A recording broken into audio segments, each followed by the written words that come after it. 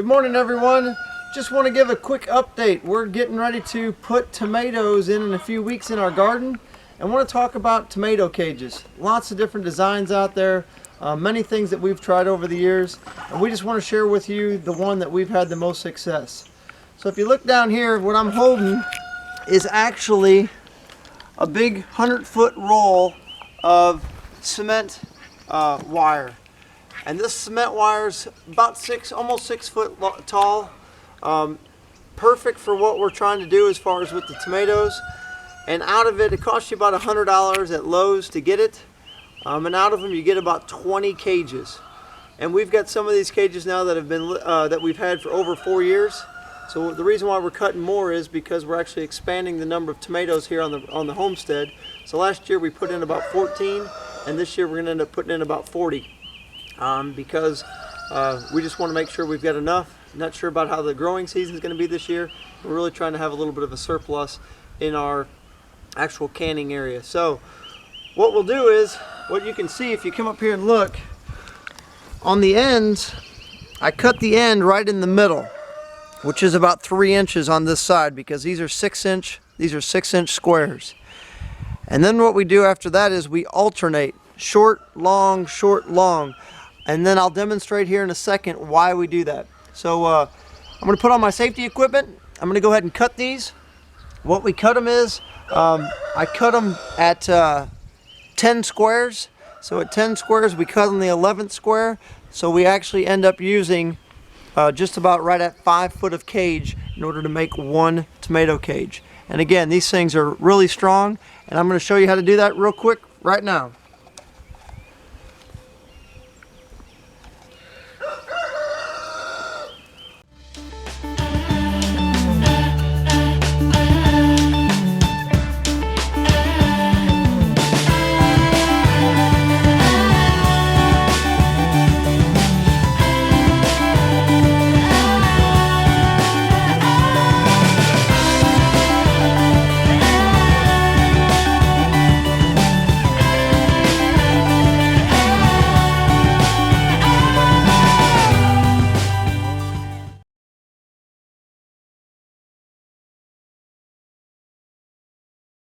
So now we've gone ahead and cut it. You can use, I just happen to have a grinder that I use for cutting metal. You could probably use something different as far as, a pair of bolt cutters, anything like that. I don't think a pair of tin snips would work. But you could use whatever you have around your house or your homestead. You don't have to go out and buy a grinder if you don't have one. But they are very handy to have around the homestead.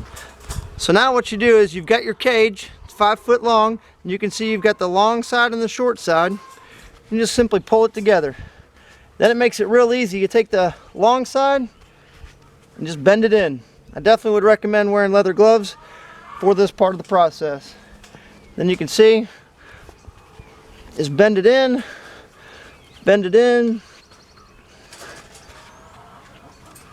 then on the ends I go ahead, while I keep 3 inches on each side, I bend it double, so then that way it ties it together really well on the top and the bottom. So then you've got kind of a nice little knot there.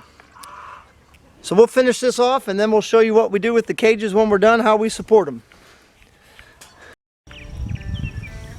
So now that we've got the cages made, what we do is we go ahead and just make a row of them.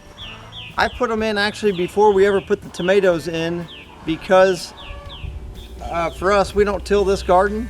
It's a garden that we've been working on for several years, and it's got good organic material in it. Holds a lot of moisture well, so all we do is just continue to throw top bedding on it. So what we do here is, what I did was I drove in a T-post. So I drive in a T-post at an angle, so that way it'll hold up the top part of the cage, and then it'll connect down here to the bottom part of the cage.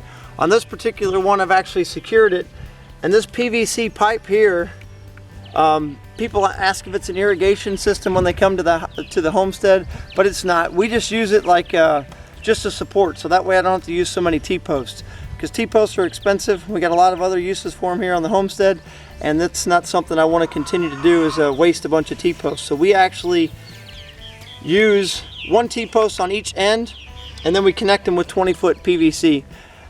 You could use bamboo, you could use rebar, anything like that that's a longer span, and that would allow you to then minimize your number of T-posts.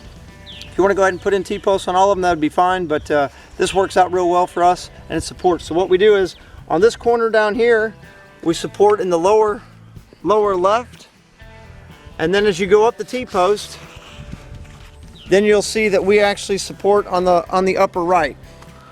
So what that does is that creates a very sound area for securing our cage. And as the plants grow, they actually just hang down. And last year we actually did so well, the plants actually grew all the way up to the top, canopied out at about 8 foot, and then they started growing back down. So we'll see how we do this year, and just expect a great gardening year. Thanks for watching. Shalom.